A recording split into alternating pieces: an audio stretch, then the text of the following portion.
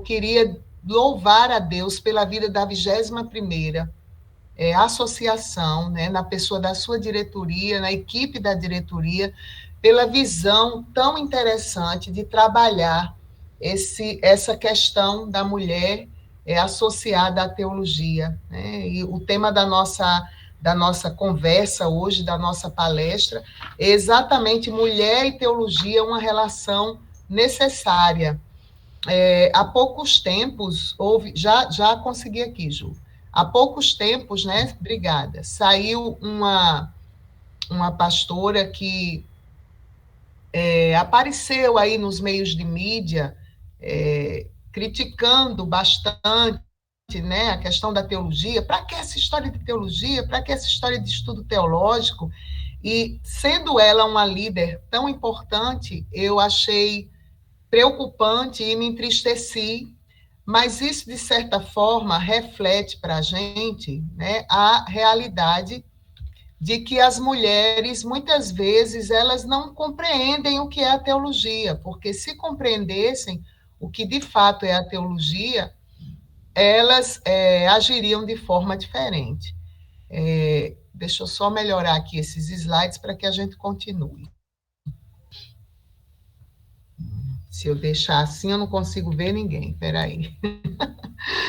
Santa tecnologia, né, meninas? Deixa eu ver agora. Fica grandão, mas aí eu não vejo o rosto de ninguém. Aí eu tenho muita agonia de dar aula. Vocês conseguem visualizar bem? Os slides estão pequenos? Até agora tá bom. Só se na letra depois ficar pequeno, mas eu acho que não. Dá para a gente ir, né? Agora... Valeu, Clara. Tá joia. Então, voltando aqui, minhas irmãs, a gente percebe que o que ocorre é um desconhecimento, né, do que seja teologia ou uma má compreensão, e isso muitas vezes interfere no crescimento das próprias mulheres para melhor aprenderem e servirem ao reino de Deus. Então, muito, muito bom essa iniciativa, dou os parabéns, e já vamos continuar aqui. Estou super feliz em saber que em plena segunda-feira a gente consegue ter 43 mulheres reunidas num simpósio teológico muito organizado para a gente falar sobre teologia. Então, eu vou começar, as irmãs podem me ouvir, ou se quiserem interagir pelo bate-papo, fiquem à vontade. Eu queria falar um pouquinho da relação da teologia comigo mesma, como é que isso foi entrar na minha vida, né? Na realidade, boa parte das irmãs que estão aí participando conhecem talvez mais a minha mãe, mas essas duas mulheres eu costumo dizer que foram as minhas duas primeiras professoras de teologia, né? A minha mãe, irmã Fátima, né? Vulgo irmã Fátima, que a maioria conhece aí, da IEC do Valentina, essa mulher valorosa, e essa minha avó paterna, Dona Carmen, falecida no ano de 2016, mas uma serva fiel do Senhor. Minha avó era uma cristã batista, extremamente católica, aí por princípios da década de 40, 1940, por aí, ela era daquelas que jogava pedra na igreja dos crentes, mas o evangelho a alcançou e ela se transformou numa mulher piedosa, e foi através dessa mulher piedosa que a minha mãe, casando-se com seu filho, veio a conhecer Jesus, conhecer a Bíblia, e eu digo que elas são a Lloyd e Eunice da minha vida, né? Me prepararam, ensinaram, contavam histórias bíblicas. A minha avó, várias vezes a gente havia, né, nas suas atividades domésticas, parar, erguer os olhos para o céu, onde quer que ela estivesse, né, procurava uma janela, erguia os olhos aos céus e exaltava o nome de Deus, os seus atributos, o seu poder, a sua graça, e isso contagiou, de certa forma, a minha mãe e passou para nós. Então, esse vínculo com o conhecimento bíblico, com o ensino, com a palavra, com o conhecimento dos atributos de Deus, na base mesmo, não veio só de um seminário teológico ou dos anos de convivência com a igreja, mas veio dessas duas mulheres aí importantes. Tenho certeza que alguma mulher, de certa forma, também pode ter influenciado alguma de vocês em relação ao conhecimento de Deus e os seus atributos. Muito bem. Minhas irmãs, há alguns anos, por época da pandemia, o teólogo John Piper, ele ministrou uma palestra numa conferência chamada True Woman. Na realidade, foi em 2008 essa conferência, quando ele originalmente falou essa fala, sendo que isso veio se divulgar por época da pandemia. E uma das frases dessa fala, que está na internet, você pode até procurar depois, diz o seguinte: teologia fraca produz mulheres fracas. E, de fato, a gente vai observar que quando uma mulher ela não tem o conhecimento verdadeiro de quem é Deus, dos seus atributos, das doutrinas reveladas na Escritura Sagrada, isso, de certa forma, a enfraquece. E é o que a gente pode ver no mundo de hoje. Nós temos uma série de mulheres inteligentíssimas, brilhantes, capazes nas suas esferas profissionais e em tudo que fazem, mas são emocionalmente, principalmente espiritualmente fracas. Desculpem o tanto mente aí. Despreparadas para lidar com a vida, com a sociedade, com a família, com os filhos, entrando em crise por qualquer questão. Então, de fato, o que o Piper ele fala serve para nós e reflete na nossa sociedade. Há muitas mulheres enfraquecidas, porque também o conteúdo, aquilo que elas têm consumido sobre Deus, sobre Bíblia, sobre religiosidade, são conteúdos muitas vezes distorcidos, enfraquecidos. E aí ele continua falando nessa palestra, né? Teologia fraca não dá uma mulher, não oferece a uma mulher um Deus grande o suficiente, forte o suficiente, sábio o suficiente, bom o suficiente para lidar com as realidades da vida, de maneira a capacitar quem é essa mulher, a magnificá-lo e a seu filho o tempo todo. Então, observem, queridas, que nessa citação, a gente pode ver palavras que definem, de certa forma, o que é pensar sobre teologia, o que é entender a teologia. Tudo está relacionado a quem Deus é, aos atributos de Deus. Ele é grande, ele é forte, ele é sábio, bom. E quando nós conhecemos a Deus e aos seus atributos, mais capacidade nós teremos de cultuá-lo da forma que ele merece, de magnificá-lo, de honrá-lo, de dar ao seu filho a glória. Agora, eu queria trazer uma definição sobre o que é teologia. Não sei se está um pouquinho complicado para as irmãs lerem, mas depois eu falei com a Ju que eu vou disponibilizar esses slides, mas espero que esteja dando para as irmãs terem uma noção aí.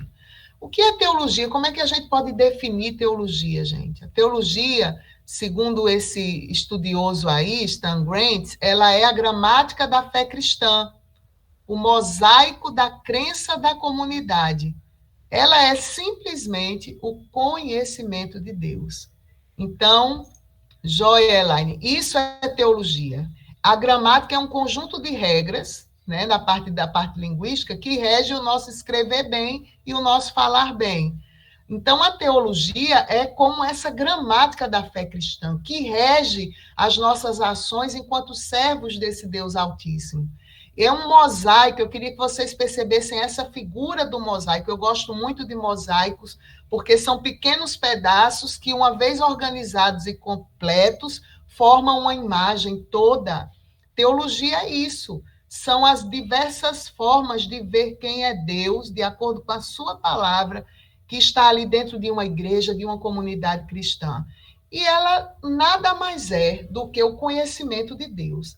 Então, nesse projeto da 21ª Federação, de trabalhar com a mulher, a relação da mulher com a teologia, nós não temos que infelizmente, tomar a mesma posição da liderança que eu citei no início. Não, mas entender que fazer teologia é algo inerente a qualquer mulher, da mais simples serva, no sentido daquela que teve menos escolaridade, aquela que teve uma oportunidades de ser mais escolarizada. Independente disso, todas nós somos capazes de buscar o conhecimento de Deus, os seus atributos, de nos aprofundar naquilo que Deus é, para nos fortalecermos no Senhor, como diz o apóstolo Paulo, e na força do seu poder. Só se fortalece em Deus mulheres que o conhecem, que têm intimidade com ele. E aí, queridas, a gente fica um pouquinho pensando sobre a questão da reflexão teológica. Precisamos, então, entender do que se ocupa a teologia, onde é que a mulher age quando ela vai, então, trabalhar com o conhecimento de Deus, como é que surgiu essa ideia do fazer teológico. Eu gosto aqui de lidar também com a questão da arte, né, das imagens. Para algumas, talvez soem umas imagens assim, meio antigas, mas, de fato, essa imagem aqui é lá do século XVII, é uma idosa lendo a Bíblia. Essa idosa que está lendo a Bíblia, vejam que é um tempo em que a Bíblia era objeto caríssimo, haviam poucas Bíblias impressas, nessa época aqui do século XVII, XVI, XVII, e é a mãe do próprio pintor Rembrandt, um pintor muito considerado, que está lendo a Bíblia. Ele fez esse retrato da sua mãe, pintou uma mulher idosa, naquele tempo, agarrada com a Bíblia, refletindo teologicamente. Ela não precisava estar num seminário, ela não precisava estar sendo ensinada, talvez por uma autoridade masculina, que era muito comum na época, mas ali, já com a reforma ocorrida, pegando aí o frescor da reforma protestante, que dizia que todos deveriam ser livres para ler a palavra e interpretá-la, essa senhora estava debruçada, contemplando a palavra e certamente refletindo teologicamente, buscando o conhecimento de Deus. Para que serve a teologia? Como que começa essa reflexão? A gente começa a se questionar, minhas queridas, algumas perguntas que eu coloquei aqui para vocês, todo ser humano um dia faz. Para que serve as pessoas? Por que a gente está aqui nesse planeta, na Terra? A gente nasce, cresce, como diz a lei dos livros de ciências, né? Reproduz e morre, e aí? Né? E agora? E depois da morte, o que é que vai acontecer? Para onde nós iremos? Qual é o destino da nossa alma? É por essa ideia de finitude, de eternidade também, que, como diz o livro da Bíblia, Eclesiastes, que Deus colocou a eternidade no coração do homem, é que a gente começa a pensar sobre a ideia do Criador, que existe um Deus todo-poderoso, infinito, que rege todas as coisas, e que essa angústia que todo ser humano tem, e que chega a pensar de qual a sua função no mundo, para onde ele vai depois da morte, nos leva à reflexão teológica, nos leva a pensar em Deus. E todas essas respostas nós vamos encontrando nas Escrituras. Muito bem. Quando a gente pensa em teologia, e nessa relação da mulher, que já mais à frente eu vou afunilar um pouco mais, a gente também liga não só a esses questionamentos interiores que temos, mas a ideia da revelação de Deus. Deus se revela a nós. E mais uma vez eu coloquei aqui uma tela muito linda desse pintor, Carlos Marata, que está representando aqui a noite sagrada, né? Maria, os anjos e o bebê Jesus encarnado, o verbo que fez-se carne. Quando a mulher cristã, quando o ser humano, quando uma pessoa se debruça para refletir teologicamente, ele está nada mais, nada menos do que buscando a revelação de Deus. Deus quis se fazer conhecido. Deixa eu refazer a frase. Deus quis fazer-se conhecido de nós. Nos criou pelo seu amor que extravasou em graça. Ele não precisava ter nos feito. Deus não nos fez para sentir-se mais amado. O amor da Trindade, que habitava a Trindade Santa, já era o suficiente para que a Trindade estivesse ali numa relação absoluta de amor, de interação. Mas o amor extravasou. E Deus resolveu nos criar a humanidade e revelar-se a nós, para que nós também tivéssemos essa oportunidade de conhecer o que é o amor. E a Bíblia nos fala, o texto que eu passei para as irmãs também vai nos mostrar, que primeiro ele começou a se revelar na natureza. A própria natureza revela o poder criador, os atributos do nosso Deus. Salmo 19, os céus exaltam de Deus suma glória.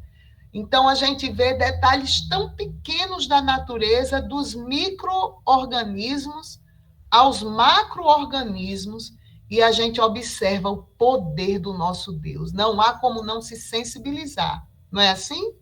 E a palavra diz que, apesar de tudo isso estar patente aos nossos olhos, a natureza criada, ainda diz o louco, o nécio no seu coração, não há Deus. Só um louco pode dizer que Deus não existe. Não satisfeito apenas com a natureza, que era uma revelação parcial, Deus se revela através das Escrituras, a Bíblia Sagrada. Nós somos o povo do livro, nós somos as mulheres do livro. Andamos e precisamos andar com a Bíblia Sagrada sempre perto de nós, porque é nela que nós encontramos, minhas queridas, em se tratando da reflexão teológica, a mais completa revelação sobre Deus. Gênesis a Apocalipse está aqui a mais completa revelação sobre Deus. Tanto é que o cano foi fechado. Ninguém pode acrescentar mais nada além do que aqui está escrito. E, por fim, Deus se revelou, resolveu demonstrar o seu amor e se revelar através do seu Filho Jesus Cristo. Quando a gente reflete teologicamente, quando uma mulher está buscando ser forte através do conhecimento de Deus, ela entende que está lidando com revelação, e uma revelação real do próprio Deus que rompeu a história, como diz a Epístola aos Gálatas, chegada à plenitude dos tempos, quando tudo estava pronto, de acordo com o plano eterno do Pai, Deus enviou o seu Filho. E o que é que diz o texto, minhas irmãs de Gálatas? Nascido de mulher, nascido sobre a lei. Vejam o quanto que nós, enquanto mulheres, não aqui querendo nos colocar num patamar maior ou menor do que o homem, a ideia não é essa. Deus nos vê a ambos merecedores da mesma graça de vida, como disse o apóstolo Pedro, porém com funções diferenciadas ao olhar bíblico. Ele se utilizou do ventre de uma mulher para trazer a maior de todas as revelações da sua pessoa, que é o Filho, a pessoa do Senhor Jesus Cristo. Não é glorioso isso? Então, fazer teologia é pensar, primeiro, na nossa finitude, nessa angústia de para que eu nasci, para onde eu vou, o que vai ser depois da morte, e segundo, na revelação, nesse Deus que se revela nas coisas criadas, na sua palavra e no próprio Filho que veio habitar entre nós. Tudo certinho até aqui? Alguém quer comentar alguma coisa? Podemos continuar? Estão me ouvindo bem? Estou vendo alguém dar um joinha aí. Joia! Então, vamos adiante. Então, quando a gente pensa nisso, a gente observa que teologia é para todos. Teologia é para todo mundo. Teologia não é só para aqueles que fazem um seminário. Teologia, nesse sentido, do conhecimento de Deus, da gramática da fé cristã, não é só para aqueles que se debruçam nos seus doutorados no exterior, estudando as línguas bíblicas. Eles são muito importantes, são preciosos para o reino? São. Deus conta com esses mestres e doutores. A teologia não é só para o pastor da sua igreja, não é só para o professor da escola dominical. Teologia é para todo mundo. Muito bem, Almira, você citou um livro que nós gostamos bastante. Teologia é para todas as pessoas de fé, diz aí a citação. As pessoas de fé precisam renovar o seu entendimento. Nós que somos mulheres cristãs, igualmente precisamos renovar o nosso conhecimento, o nosso entendimento sobre quem Deus é, sobre os seus atributos santos e perfeitos. E Romanos capítulo 12, os primeiros versos desse capítulo, todas nós sabemos de cor que há uma necessidade de não nos conformarmos com os padrões estabelecidos pelo mundo. E o apóstolo diz, mas transformai-vos. Metanoia, mudança de atitude, de mente, é busca, é constância, é rio que corre sempre, é alimento espiritual sempre. Transformai-vos pela renovação do vosso entendimento. É o que diz a palavra e nos ensina a palavra. Então, fazer teologia é isso. Se eu não estou errando o nome da irmã que apareceu há pouco, eu ia falar o final, mas já vou aproveitar. Nós temos um livrinho aqui que eu coloquei também no artigo, Ju conhece, muitas das irmãs conhecem também. Somos Todos Teólogos, uma introdução à teologia sistemática de Sproul. Eu já quero indicar para as irmãs. Irmã Carla, eu sou cristã há muito tempo, eu leio a palavra, sou aluna de escola dominical, mas eu queria começar a estudar mais sobre Deus e seus atributos, sobre teologia. Está aqui um livrinho, Sproul já é um autor falecido, não há muitos anos, mas deixou uma contribuição maravilhosa para nós. Está aqui um livro que você pode ler e ter os principais tópicos da teologia, muito bem explicados, tranquilamente ensinados por esse servo do Senhor que deixou esse legado de conhecimento para a gente. Então, todos somos teólogos, todos podem fazer teologia, não precisamos ter medo. É o que nós estamos fazendo aqui hoje, discutindo o conhecimento teológico e a relação que nós temos enquanto mulheres com esse conhecimento. Muito bem. Eu queria agora tratar um pouquinho, né, nesse nosso diálogo, nesse nosso simpósio, sobre o silenciamento, né, que muitas vezes foi dado à mulher. Né? Você diz assim, Carla, a gente não vê muitas mulheres autoras de livros sobre teologia. Nos seminários, são poucas as mulheres que assumem as cadeiras de teologia sistemática, do ensino da teologia, dos temas, da teologia bíblica. Por quê? Isso, de certa forma, reflete um silenciamento que nós sofremos, um silenciamento histórico sobre a ação, o trabalho, a participação das mulheres em diversas áreas do campo, tanto da religião como também da cultura, não é? Não sei se as irmãs sabem ou lembram, mas o nome mulher vem do latim molier, que significa mole. Então, nós somos a parte mais mole da situação, digamos assim, né?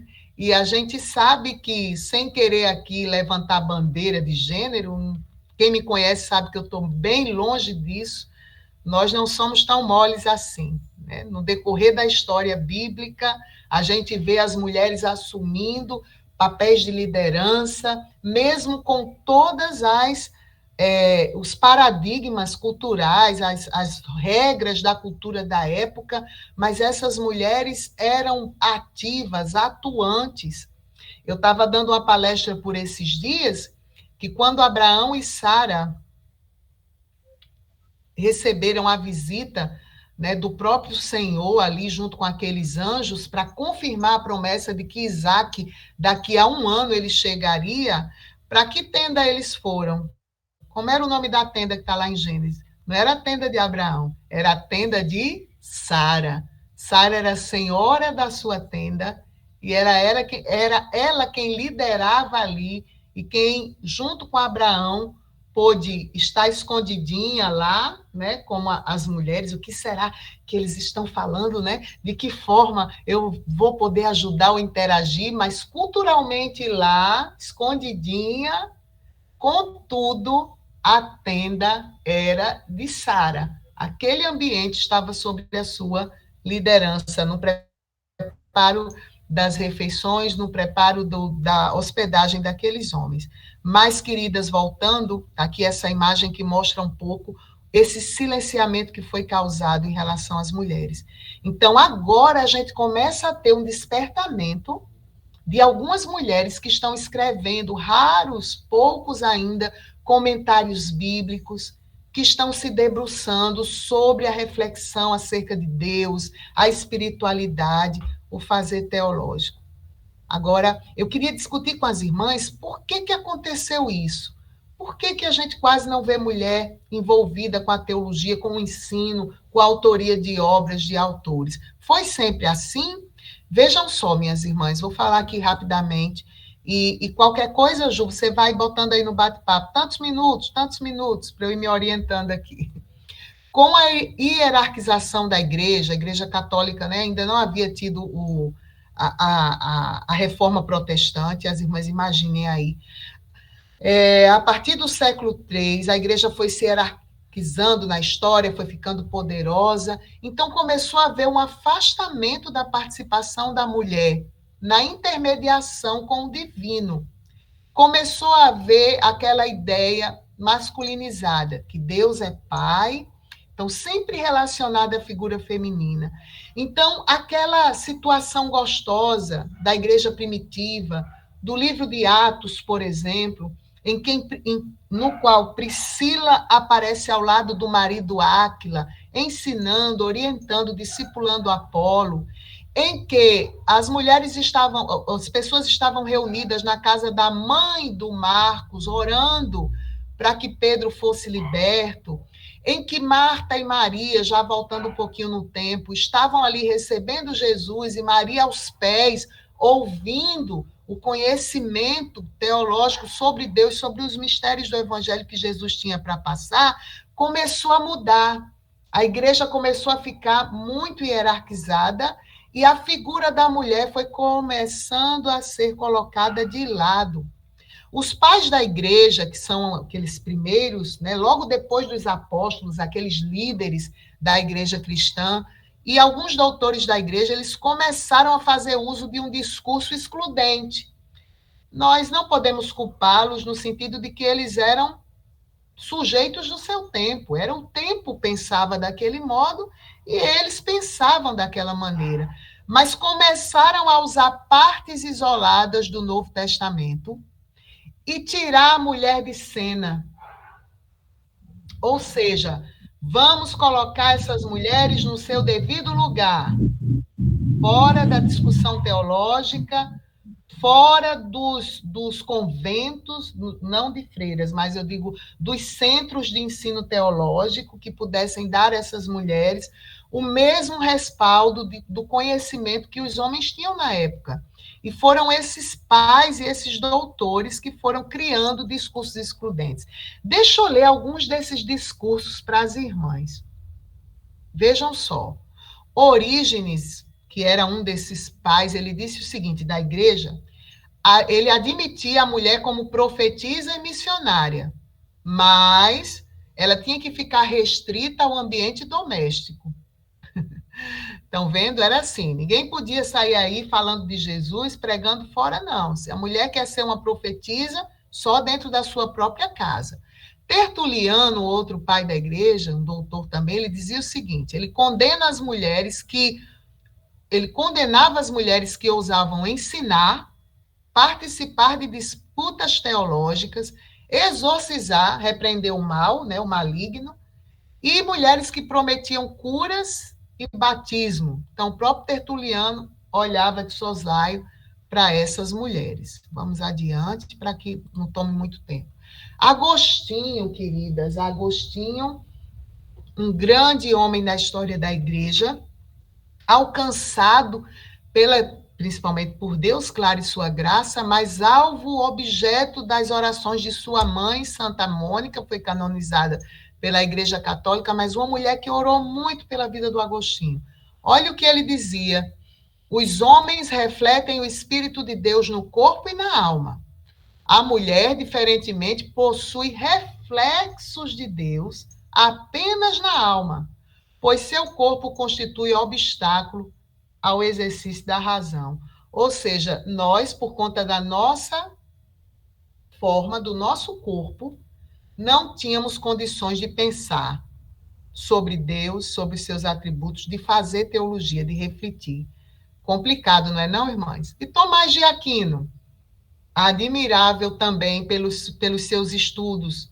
Ele disse: a mulher foi criada mais imperfeita do que o homem. Olhem só. Eu não sei não. Dizem por aí que Deus testou no homem para poder fazer a gente perfeitinha, não foi? Não sei. Mas é só uma brincadeira, queridas, para vocês verem como era a visão dos pais e doutores da igreja acerca da mulher. Era isso mesmo. E mais uma vez eu digo para vocês, né? Nós não os culpamos de todo. Eles estavam refletindo a visão da época deles, a cultura, a forma, o olhar. Mas Deus, queridas, a paz, Kathleen, está chegando aí. Deus nunca nos tratou assim, né? Nunca foi a vontade de Deus nós nos sentirmos diminuídas. Tanto é que o próprio Jesus, a caminho da casa de Jairo, que era um líder proeminente da cultura judaica, da cultura religiosa judaica, e que estava com a sua filhinha sofrendo de um mal há 12 anos, aquele homem chega e pede a Jesus: vamos depressa à minha casa para curar minha filha. A caminho da casa desse homem, uma mulher que é o oposto do que representava Jairo, doente, sangrando igualmente há 12 anos, a filha dele tinha 12, mas essa mulher há 12 anos padecia desse mal, ignorada, muito possivelmente pela família, não se sabe se era casada, se era amaldiçoado, era o marido que tocasse nela, se viesse a coabitar e ela engravidar por conta do sangramento que tinha, a geração era amaldiçoada até a terceira geração dos filhos que viriam e netos dessa mulher. No entanto, Jesus não fez nenhuma oposição em parar no meio daquela multidão para perguntar quem me tocou. Ora, irmãs, ele sabia quem tinha tocado, quem o havia tocado. Ele já sabia que era uma mulher doente, desconsiderada ali naquela região. No entanto, ele pede espaço, aquela mulher vem e se apresenta. Para quê? Para que todos entendam que para o Cristo amado, a maior revelação de Deus, a mais perfeita revelação de Deus, tanto faz ser um homem ou uma mulher. Se precisa dele, da sua graça, ele está à disposição para dá-la. E isso alegra o nosso coração. Gálatas 3:28, o apóstolo Paulo, tão falado aí pelas mentes feministas, né, do século XXI, que é um machista, um misógino, mas o próprio apóstolo Paulo, guardadas as proporções culturais do seu tempo, ele vai dizer: não há judeu, nem grego, não há escravo, não, nem livre, não há homem nem mulher.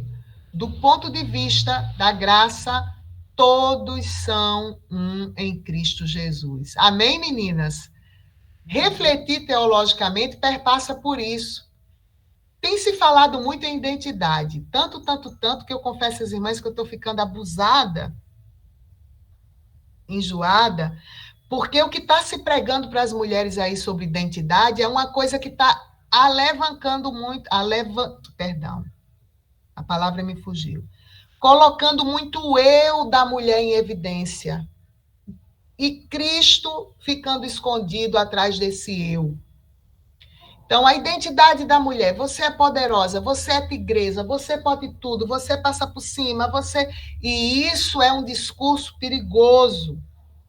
O apóstolo Paulo, quando ele fala aqui que somos todos um em Cristo Jesus, não é para gerar ostentação de gênero X, masculino ou feminino, mas para mostrar que, humildemente, nós somos herdeiras da mesma graça de vida. Isso é a verdadeira identidade, é aquilo que Cristo conquistou para a mulher. E não o que está se pregando por aí, nesses discursos positivistas, tão maléficos, que têm diluído a imagem do homem, da masculinidade do homem, dentro, inclusive, dos propósitos divinos, dentro do lar e dentro das igrejas. Então, a gente precisa, como mulher que reflete teológica e biblicamente, estarmos atentas a isso. Essa não foi a intenção do apóstolo Paulo, quando nos fez iguais aqui através do texto bíblico, diante da graça de Deus. Muito bem, está todo mundo aí comigo? Tem alguém cansadinho? Toma uma água, levanta um pouquinho da cadeira. Estamos caminhando. Queridas, eu queria dizer para vocês que há espaço para a mulher nos temas teológicos. Estou muito feliz que agora estamos com 52 mulheres falando sobre teologia. Que projeto maravilhoso. Há espaço para as mulheres nos temas teológicos. Olhem, os compêndios de teologia, o estudo da teologia, eles são divididos em alguns temas principais. Eu coloquei aqui pelo menos 3, por conta do nosso tempo. Então, a gente vê a mulher na criação. Todos nós sabemos, acabamos de discutir, que a presença da mulher se faz nesse grande recorte teológico da criação. A mulher é aquela que é criada para ser auxiliadora idônea, isso já é lugar comum, não vou tomar o tempo das irmãs discutindo isso. Há espaço para a mulher na história da redenção. Eu dei um salto do Velho Testamento, né, daquelas mulheres que estavam ali o tempo todo sendo usadas junto dos patriarcas, trabalhando nos propósitos de Deus junto com os seus maridos. E na época dos reis, mulheres que eram utilizadas como canais de bênção. E eu queria que as irmãs depois lessem, por favor, eu sei que já leram, mas lessem mais uma vez, 1ª e 2ª Crônicas com atenção. Vejam como que as mulheres, mesmo com seu espaço culturalmente limitado, mas como que elas agiam dentro da história, trabalhando ali para que os propósitos de Deus na preservação desse povo, né, dos israelitas, do qual viria Jesus Cristo, se cumprissem. Há espaço para a mulher na redenção. Queridas, eu vou rapidamente voltar aqui, eu não falei, para essa primeira tela que eu coloquei, abrindo aqui a nossa fala. Ai, gente, eu gosto disso, viu? Se eu pudesse, eu tinha muitas em casa. Essa tela é de um pintor italiano chamado Jacopo Pontormo, nem sei se a pronúncia de fato é essa, mas eu vou usando e falando lá do século XVI. Sabe o que é isso aqui? É um dos encontros mais lindos da história da redenção, que eu acho que é o encontro de Maria, mãe de Jesus, com a sua parenta Isabel. Que coisa mais linda. Possivelmente o pintor quis aqui colocar essas duas mulheres como as vizinhas, não sei. Mas essa cena, minhas irmãs, claramente mostra para a gente essa presença da mulher nesse tema teológico da redenção. Que coisa linda quando essas duas mulheres se encontram, as surdinas. Zacarias, que era o sacerdote, não estava falando porque não creu, quando o anjo disse que ele seria pai. Maria, muito mais jovenzinha do que está representada aqui, inquieta, né? O que está acontecendo comigo? Um anjo apareceu, disse que eu iria gerar por obra do Espírito Santo, muito inquieta, ela vai ao encontro da sua parenta, e lá a gente tem essa cena maravilhosa do bebê João Batista, que estremece no ventre dessa mulher, de Isabel. E ali estremecendo, ela diz aquela frase tão linda, um encontro de mulheres que marcou a história. Ela diz: o que eu tenho, parafraseando, que tenho eu, né, para que a mãe do meu Senhor venha ao meu encontro? Que coisa linda, minhas irmãs. Só a sensibilidade feminina poderia gerar um encontro desse. Deus sabia disso, a ponto de colocar mulheres atuantes na história da redenção. E aí elas aparecem sempre perto de Jesus, servindo com os seus bens, mulheres que eram abastadas financeiramente, mulheres que haviam sido libertas, como Maria Madalena, elas aparecem para cuidar do corpo inerte, quando todos os discípulos covardemente fugiram, se esconderam, aquelas mulheres cedinho na manhã do terceiro dia pegaram seus ungüentos e foram ao encontro de Jesus. Então, assim, nós estamos presentes nos grandes temas teológicos. Por isso, refletimos teologicamente e precisamos estar atentas a isso. Na história da igreja, quantas mulheres se fizeram representar agindo em favor dos órfãos, das viúvas? A Roma, na época da igreja primitiva, a cidade de Roma, eram muitas pessoas miseráveis naquelas ruas, enfermas, e as mulheres cristãs da igreja primitiva dividindo tudo, o pão, curando, cuidando e levando Cristo até essas pessoas. Então, teologicamente, nós estamos envolvidas com a história da igreja também, com a criação, com a redenção e com a história da igreja. E aí, eu queria trazer para vocês, muito en passant, muito rapidamente, citar algumas mulheres que também, na Idade Média, fizeram presentes. Eu não sei se as irmãs conhecem, mas tem uma autora chamada Ruth Salviano, ela é batista, uma pesquisadora, uma serva do Senhor, que trabalha resgatando, dando voz a essas mulheres. Ela tem uma coleção de obras, de livros, na qual ela escreve sobre essas mulheres desde a igreja primitiva, na época dos grandes avivamentos, na Idade Média. Ela lançou uma recente agora, pela Good Books, que é uma casa publicadora aqui no Rio de Janeiro, que trata da ação das mulheres na Idade Média. Essa aqui foi um outro das reformadoras. E ela vai falar, Juliana, eu coloquei em sua homenagem aí, viu? Ela vai falar, por exemplo, que lá no século XVI, ela vai trazendo algumas mulheres.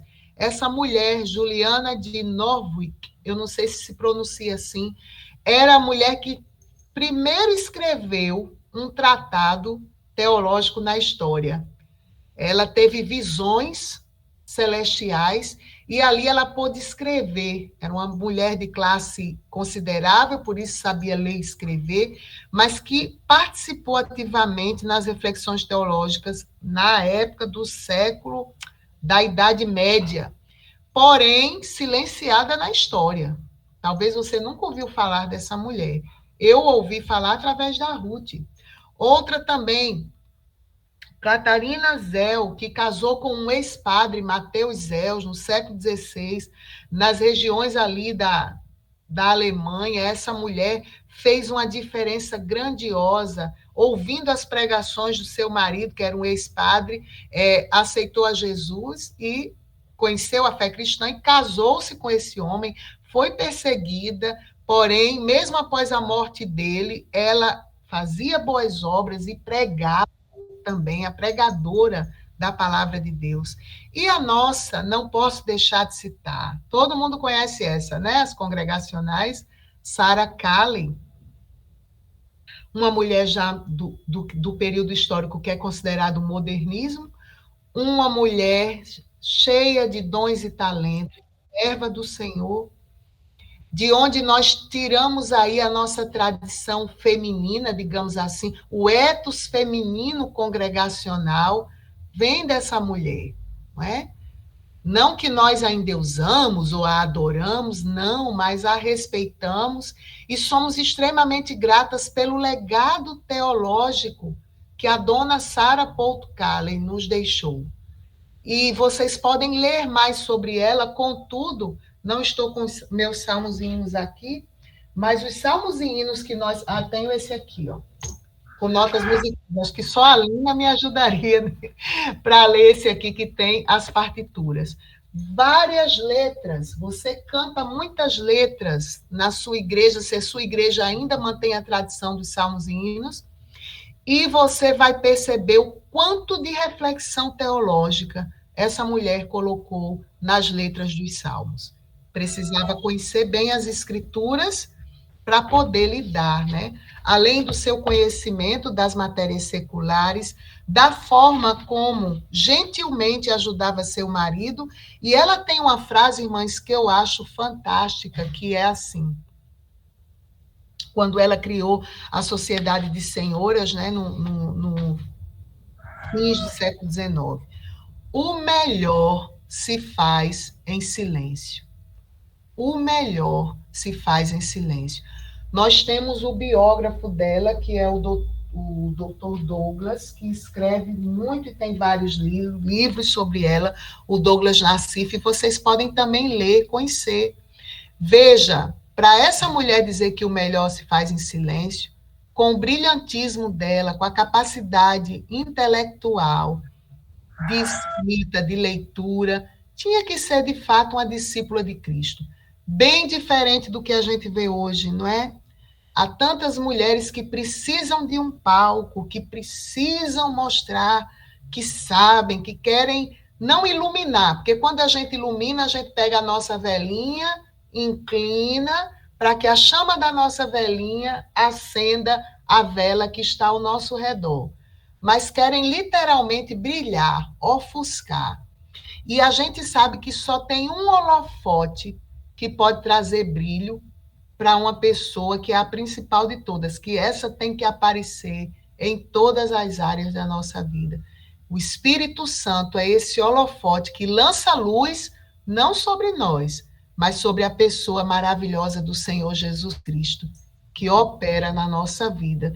E a gente tem que manter essa mesma postura. Refletir teologicamente é ter essa postura, acima de tudo, humilde, de serva, para a igreja, para Deus, para a família. Eu sou muito desconfiada, irmãos, com homens, e aqui eu vou por também mulheres, que se intitulam teólogos e vivem no isolamento. Eles não participam das atividades da comunidade da fé, não doam seu saber e seu conhecimento. Isso não é fazer teologia. Teologia é não se preocupar consigo mesmo e estar disposto a servir, a ser canal onde o Senhor fala através de nós, da nossa boca, da nossa vida. Muito bem, estamos caminhando aqui para quase lá. Qualquer coisa, Ju, me avisa aí. Falta 10 minutos, falta 5. Ai, meu Deus. Para que serve teologia?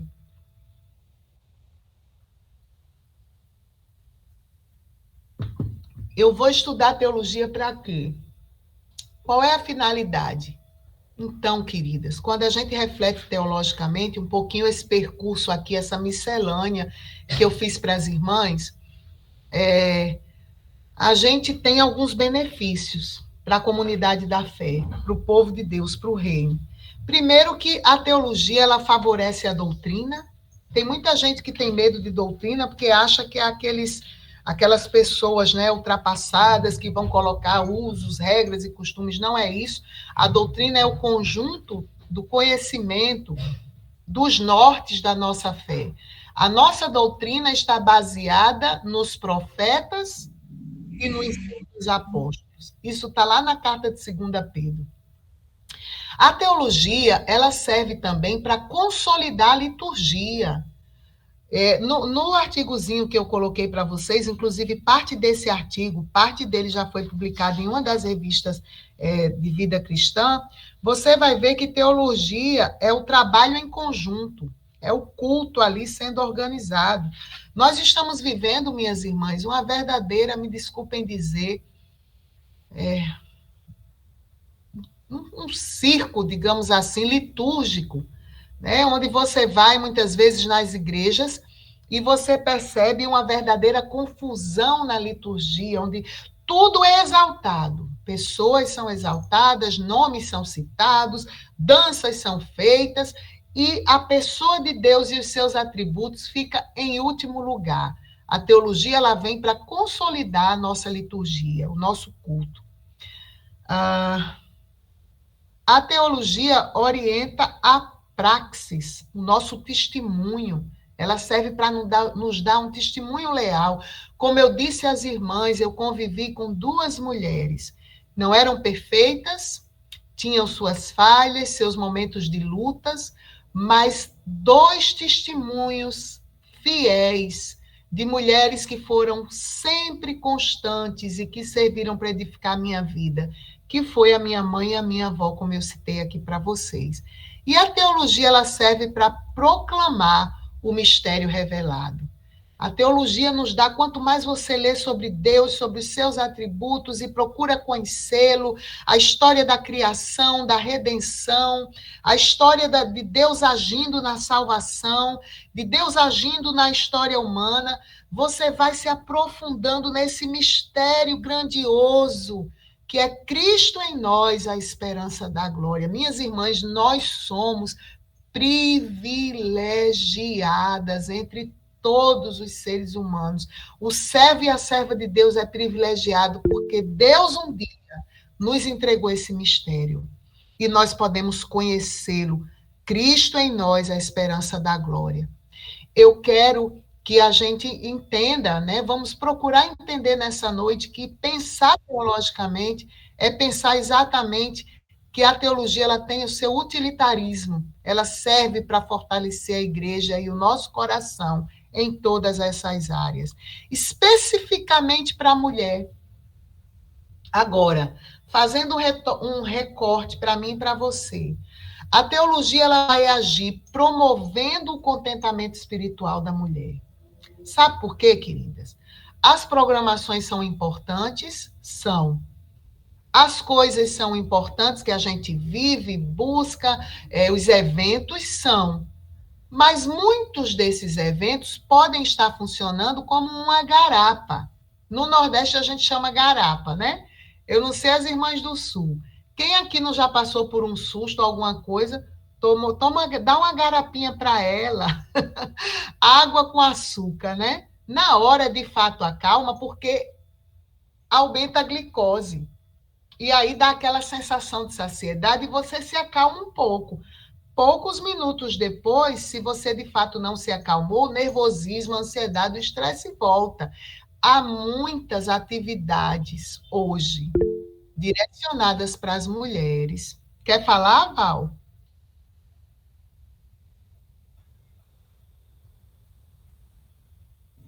Eu errei aqui, desculpa, eu errei.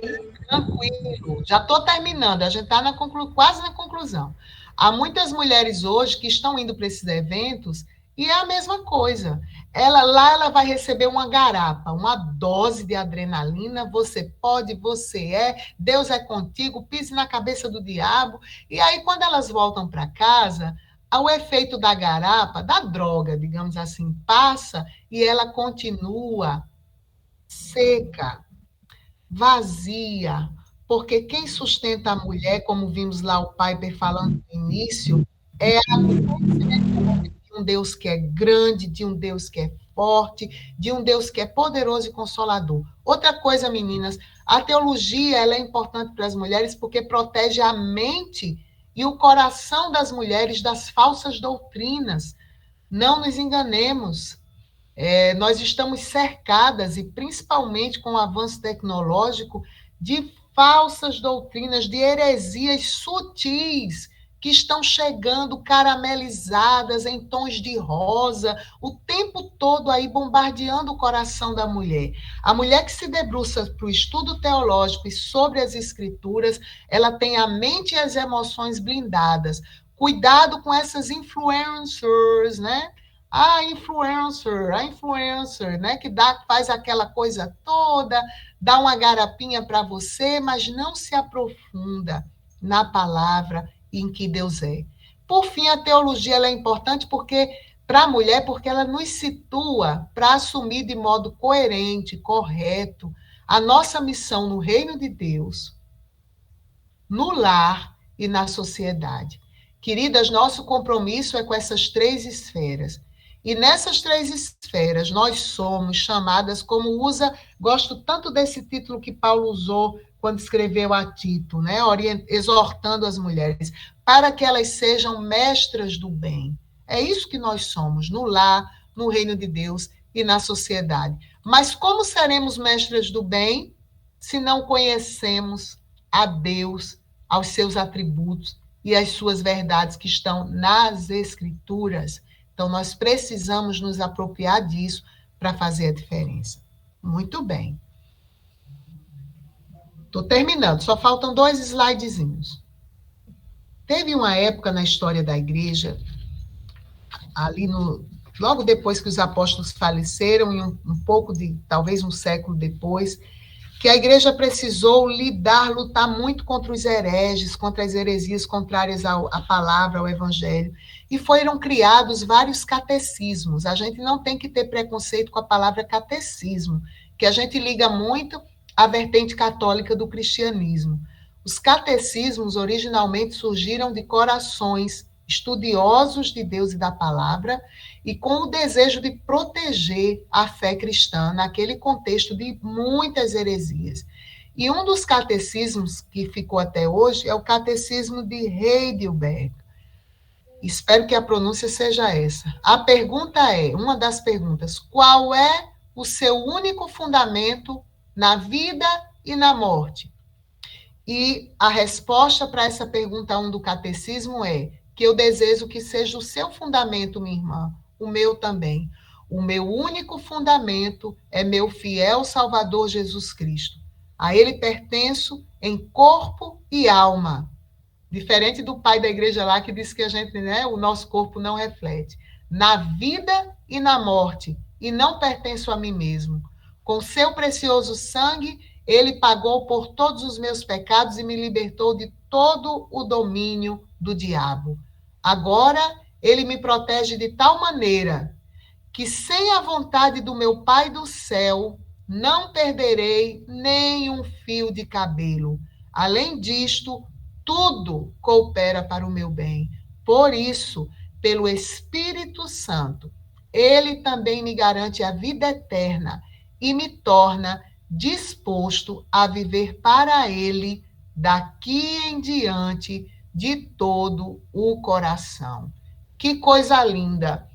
Isso é uma resposta que muito bem poderia brotar da boca e do coração de uma mulher que tem uma teologia forte, que conhece o seu Deus, que conhece as Escrituras, que está firmada na rocha. Ela entende que pertence a ele, ela entende que o fundamento da sua fé é a pessoa do Senhor Jesus Cristo. Ela entende que está protegida de tal maneira que toda a sua história está nas mãos do Pai do céu. E ela entende que o Espírito Santo, o grande ensinador das nossas almas, é o que está dentro dela para lhe garantir uma vida capaz de servi-lo de todo o coração. E aqui, minhas amadas, de fato, eu encerrei com o último slide, no desejo de que essa seja a nossa oração hoje, né? Que essa pergunta feita aqui pelo catecismo seja a nossa oração de hoje.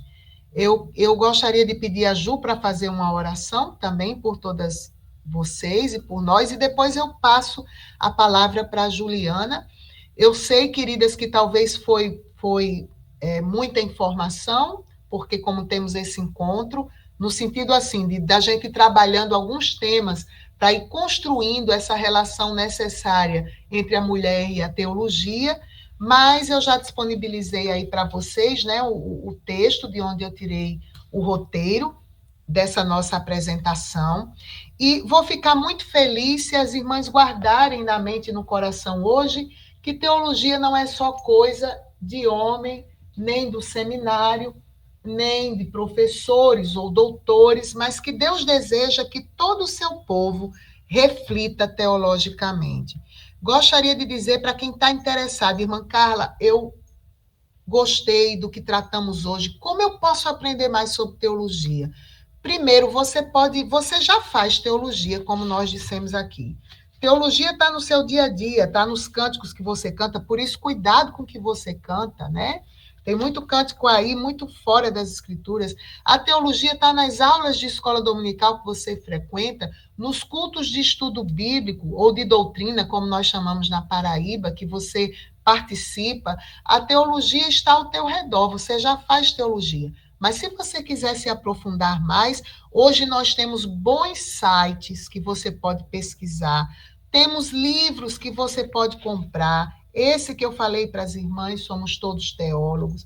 Eu queria citar também os livros da Ruth Salviano, se você quiser ler mais sobre a ação das mulheres na história, na cultura, na religião.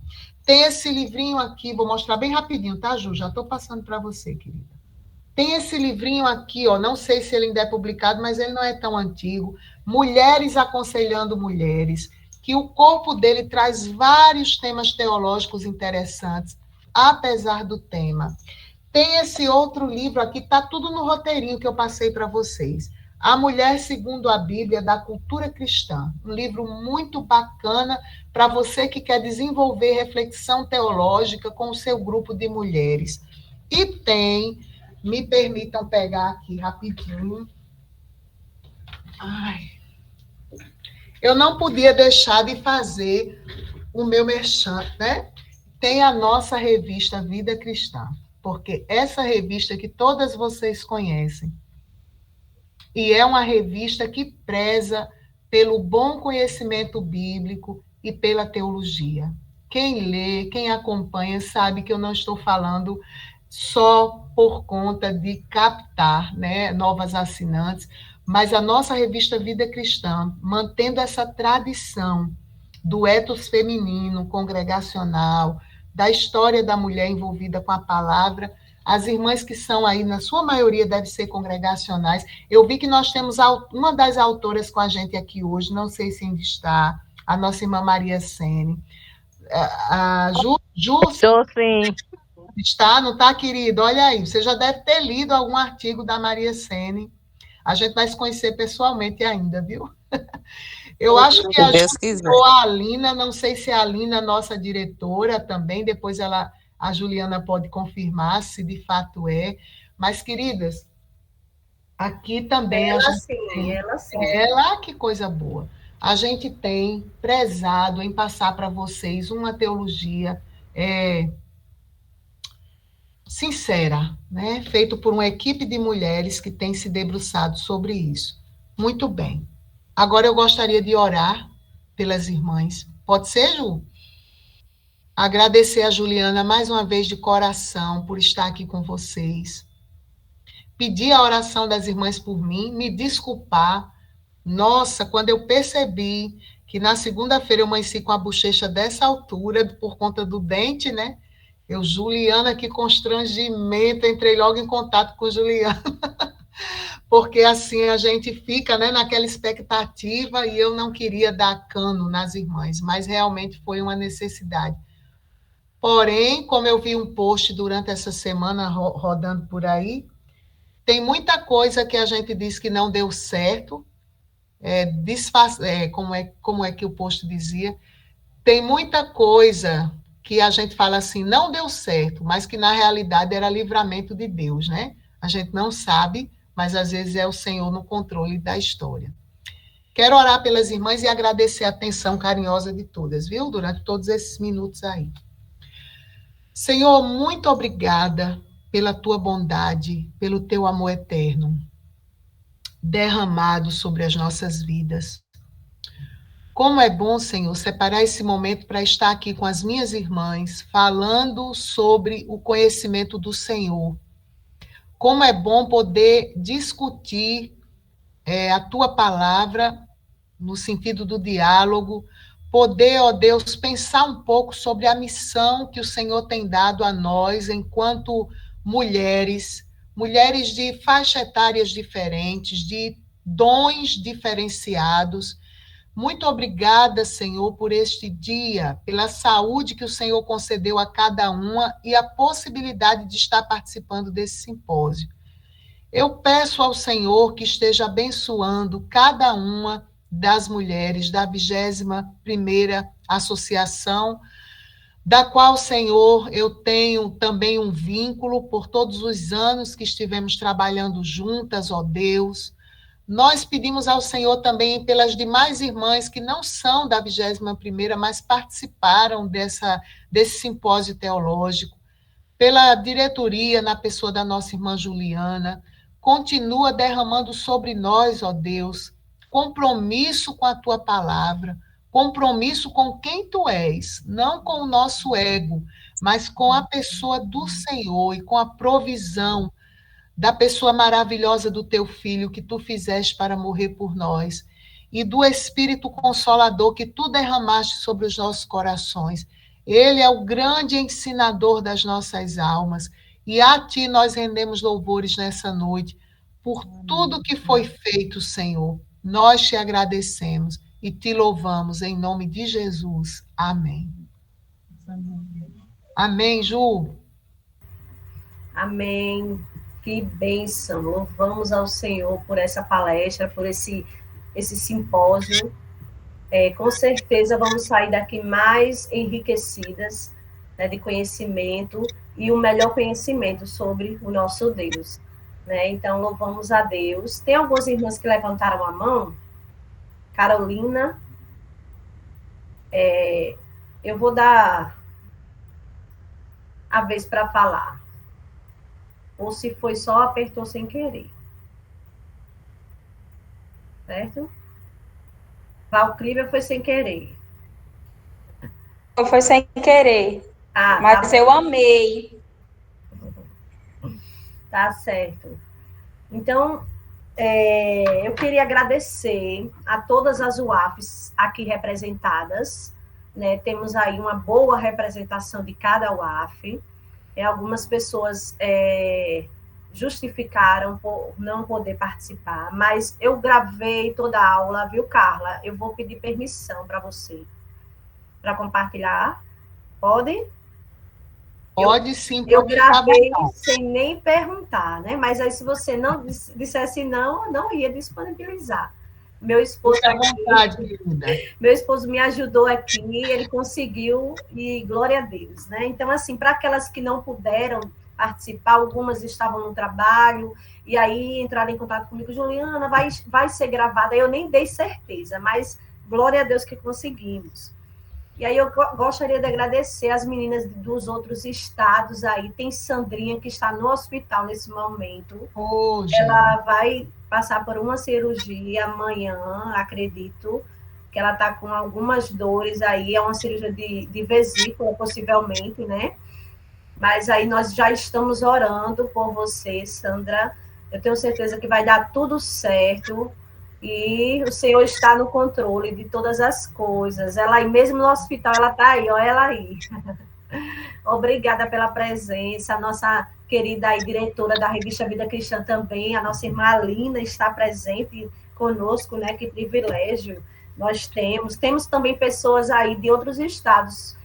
Vocês precisam me lembrar, porque como tem a lista, nós temos assim umas 60 inscritas, aí tem, não tenho como eu lembrar agora, mas acredito de São Paulo, tem Rio Grande do Norte faz parte da a nossa irmã Rosali também está aqui, eu vi ela agora aqui. Louvamos a Deus pela presença de todas que estão aqui. Agradeço demais, né? E eu também aconselho, se vocês querem se aprofundar, além de todos esses livros, de todas essas dicas que Carla deu, também tem cursos, né, de teologia disponíveis ao nosso alcance, um curso que verdadeiramente ele ensine aí as escrituras, e tem um curso que a nossa querida Carla, inclusive, é coordenadora com parceria com a UISB, é totalmente online, ou seja, você tem aí a facilidade nas mãos, né, Carla? Isso, queridas. Começou agora há pouco aí as turmas, mas eu acredito, se você correr ainda dá tempo. Nós estamos aí dirigindo, coordenando o Seminário Teológico Congregacional, que agora passou a ser online.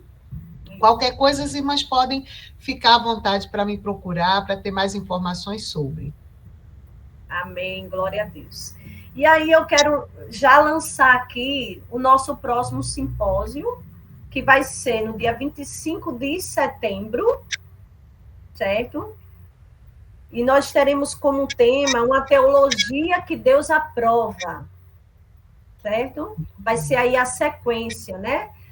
Nossa querida Carla deu aí toda esse apanhado sobre a importância, a relação da teologia com a mulher, e aí nós vamos fazer essa sequência, até onde Deus nos permitir que venhamos a fazer. Então, o tema será uma teologia que Deus aprova, será baseado no livro do autor Parker.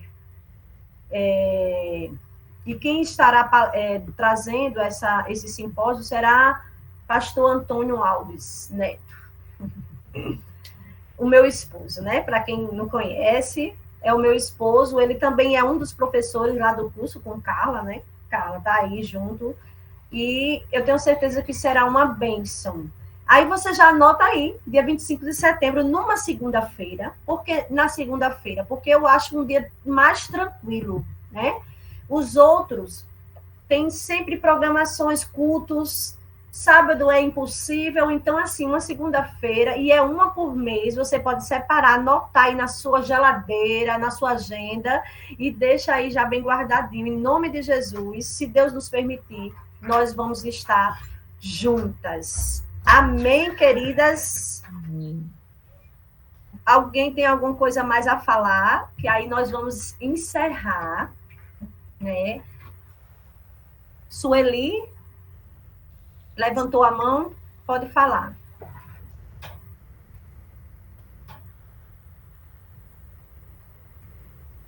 Eu acho que estão levantando sem querer, né? Só temos a agradecer um banquete desse, né? Não temos nada a falar, só a gratidão, porque um banquete desse, só bênção, né? Só temos a agradecer. A nossa aí, ó, querida Adriana, que é coordenadora de eventos daqui, da nossa região, me ajudando aí. Também temos a coordenadora daqui da revista Vida Cristã, que está aqui, Norma, tem a Eliane, tem a minha conselheira, que é Betânia, que ela está sempre comigo.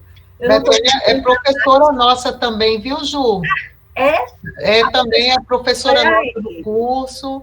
Estamos aqui recheadas aqui, viu, gente? Que maravilha. Coisa linda vocês, viu? Foi muito bom ver todas vocês. Meu coração fica muito feliz. Amém. Nós agradecemos demais. E aí nós vamos encerrar agora, né? Ninguém tem mais nenhuma pergunta, não tem nenhum comentário aqui no chat, acho que não tem pergunta.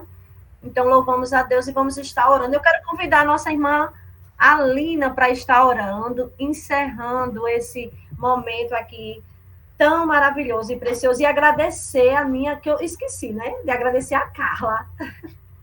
Mas ela já está no meu coração. Então, obrigada demais, Carla. Eu vou mandar o presente pelos correios. Olha mesmo. Não precisa se preocupar com isso. Ai, Deus. Mas vamos estar orando pela vida dela, porque esse é o maior presente, viu? Olha o Pix aí, ó. Estão dizendo que eu tenho que fazer o Pix, viu, Carla? Aleluia. Vai chegar. A nossa querida irmã Alina está com a oportunidade para fazer essa oração, encerrando. Sim, antes de orar, Juliana, eu só quero dar uma palavra rápida. Sempre foi uma preocupação no meu coração, como presidente da COAF, a questão da coerência e da segurança doutrinária em relação às mulheres. Porque no seminário, quando nós estudamos seitas heréticas, às vezes percebemos que algumas heresias vêm através de mulheres, interpretações de mulheres. E nós temos um poder de persuasão. Isso é, ao mesmo tempo que é bom, é um perigo, quando essa persuasão não está subordinada à verdade de Deus. Então, que o Senhor nos mantenha firmes, abundantes, mas sabendo em que caminho estamos seguindo. Eu louvo a Deus por essa iniciativa e que o Senhor nos fortaleça como mulheres apegadas à palavra. Que assim seja. Vamos orar? Deus amado, obrigada por esse tempo, em que estiveste investindo nas nossas vidas e ministérios, através dessa reflexão tão preciosa que colocaste na mente e no coração da Carla.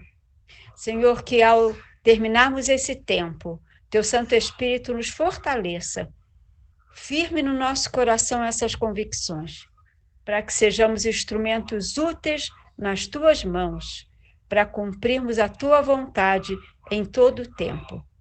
Dá-nos o descanso essa noite, fortalece nossas vidas, famílias e ministérios. É a nossa oração em nome de Jesus. Amém. Amém, queridas.